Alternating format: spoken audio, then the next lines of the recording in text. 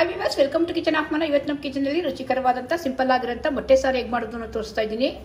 ಈ ಮೊಟ್ಟೆ ಸಾರನ್ನ ಹೇಗೆ ಮಾಡೋದು ಅಂತ ನೋಡೋಣ ಬನ್ನಿ. ಅದಕ್ಕೂ ಮತ್ತೆ ನೀವೇನು ನಮ್ಮ ಚಾನಲ್ ಸಬ್ಸ್ಕ್ರೈಬ್ ಮಾಡ್ಕೊಂಡಿಲ್ಲ ಅಂದರೆ ನಮ್ಮ ಚಾನಲ್ನ ಸಬ್ಸ್ಕ್ರೈಬ್ ಮಾಡ್ಕೊಳ್ಳಿ. ಈ ಮೊಟ್ಟೆ ಸಾರಿಗೆ ಮಸಾಲೆಗೆ ನಾನು ಒಂದು ಹೋಳು ತೆಂಗಿನಕಾಯಿ ತೊಗೊಂಡಿದ್ದೀನಿ, ಟೊಮೊಟೊ, ಬೆಳ್ಳುಳ್ಳಿ ಮತ್ತು ಶುಂಠಿನ ಕಟ್ ಮಾಡಿ ಇಟ್ಕೊಂಡಿದ್ದೀನಿ, ರುಚಿಗೆ ತಕ್ಕಷ್ಟು ಮೆಣಸಿನ್ಕಾಯಿ, ಎರಡು ಹಸಿಮೆಣಸಿನ್ಕಾಯಿನೂ ಹಾಕಿದ್ದೀನಿ ಟೇಸ್ಟ್ಗೆ, ಸ್ವಲ್ಪ ಸೋಂಪು, ಚಕ್ಕೆ, ಲವಂಗ, ಒಂದು ಏಲಕ್ಕಿ. ಈ ಕಾಯಿ ಮಸಾಲೆ ಜೊತೆ ರುಬ್ಬಕ್ಕೆ ನಾನು ಗೋಡಂಬಿ ಬಾದಾಮಿ ಸೇರಿಸ್ತಾ ಇದ್ದೀನಿ, ಏಕೆಂದರೆ ತುಂಬ ಟೇಸ್ಟಿಯಾಗಿರುತ್ತೆ ಸಾರು. ಅದಕ್ಕೋಸ್ಕರ ಇಷ್ಟನ್ನು ಸೇರಿಸಿ ನುಣ್ಣಗೆ ರುಬ್ಕೊಳ್ಬೇಕು.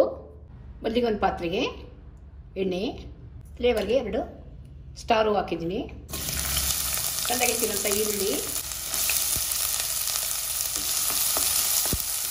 ಚೆನ್ನಾಗಿ ಫ್ರೈ ಮಾಡ್ಕೊಳ್ಬೇಕು. ನಾನು ತೋರಿಸಿರೋ ಮಸಾಲೆಲ್ಲ ಮಿಕ್ಸರ್ ಜಾರಲ್ಲಿ ಹಾಕಿ ನುಣ್ಣಗೆ ರುಬ್ಕೊಂಡಿದ್ದೀನಿ. ಈರುಳ್ಳಿ ಕೂಡ ಚೆನ್ನಾಗಿ ಫ್ರೈ ಆಗಿದೆ. ಸ್ವಲ್ಪ ಕೊತ್ತಂಬರಿ ಸೊಪ್ಪು ಹಾಕ್ತಾಯಿದ್ದೀನಿ, ಒಣಗಿದ್ದು, ರುಬ್ಬಿರೋಂಥ ಮಸಾಲೆ. ಲೋ ಫ್ಲೇಮಲ್ಲಿ ಇಟ್ಕೊಂಡು ಮಸಾಲೆಯಲ್ಲಿರೋಂಥ ಹಸಿ ವಾಸನೆ ಹೋಗೋವರೆಗೂ ಚೆನ್ನಾಗಿ ಹುರ್ಕೊಳ್ಬೇಕು.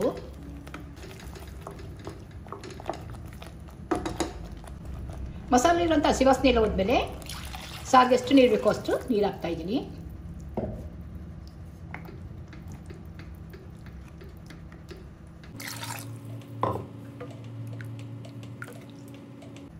ರುಚಿಗೆ ತಕ್ಕಷ್ಟು ಉಪ್ಪು, ಸ್ವಲ್ಪ ಅರಿಶಿನ,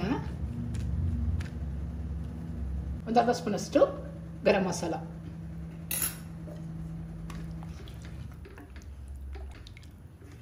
ಇಷ್ಟು ಚೆನ್ನಾಗಿ ಕುದಿ ಬರಲಿ.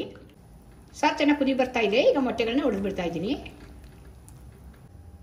ಮೊಟ್ಟೆಗಳನ್ನೆಲ್ಲ ಒಡೆದು ಒಂದು ಬೌಲ್ಗೆ ಹಾಕೊಳ್ತಾ ಇದ್ದೀನಿ.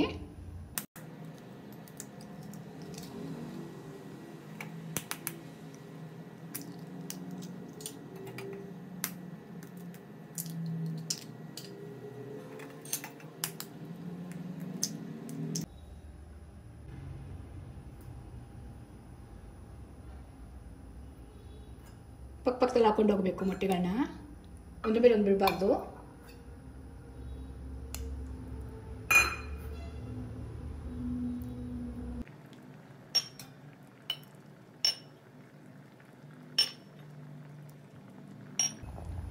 ಮೊಟ್ಟೆನ ಸಾಲ ಹಾಕಿದ್ಮೇಲೆ ತಿರುಗಿಸ್ಬಾರ್ದು, ಸ್ಪೂನ್ ಹಾಕಿ ಒಂದು 5 ನಿಮಿಷದ ಕಾಲ ಮೀಡಿಯಮಲ್ಲಿ ಇಟ್ಕೊಂಡು ಬೇಯಿಸ್ಕೊಳ್ಬೇಕು. ಒಂದು 2-3 ನಿಮಿಷ ಆದಮೇಲೆ ಮೊಟ್ಟೆಗಳನ್ನೆಲ್ಲ ಮುಚ್ಚಾಕೊಳ್ಬೇಕು. ಲೋ ಫ್ಲೇಮಲ್ಲಿ ಇಟ್ಕೊಂಡು ಒಂದು 2 ನಿಮಿಷದ ಕಾಲ ಬೇಯಿಸಿದ್ರೆ ಮೊಟ್ಟೆ ಸಾರು ರೆಡಿ ಆಗುತ್ತೆ. ಮೊಟ್ಟೆಗಳೆಲ್ಲ ಚೆನ್ನಾಗಿ ಬೆಂದಿದೆ, ಮೊಟ್ಟೆ ಸಾರು ರೆಡಿಯಾಗಿದೆ. ಸಿಂಪಲ್ ಆಗಿದ್ರು ರುಚಿಕರವಾಗಿರುವಂಥ ಮೊಟ್ಟೆ ಸಾರು ರೆಡಿಯಾಗಿದೆ. ಅನ್ನ, ಮುದ್ದೆ, ಚಪಾತಿಗೆಲ್ಲ ಒಳ್ಳೆ ಕಾಂಬಿನೇಷನ್. ನೀವು ಕೂಡ ಮೆಥಡ್ ಒಂದ್ಸರಿ ಟ್ರೈ ಮಾಡಿ ನೋಡಿ. ವಿಡಿಯೋ ನಿಮ್ಗೆ ಇಷ್ಟ ಆದರೆ ನಮ್ಮ ಚಾನಲ್ ಸಬ್ಸ್ಕ್ರೈಬ್ ಮಾಡಿ, ನಮ್ಮ ವಿಡಿಯೋ ಲೈಕ್ ಮಾಡಿ, ಶೇರ್ ಮಾಡಿ. Thanks for watching.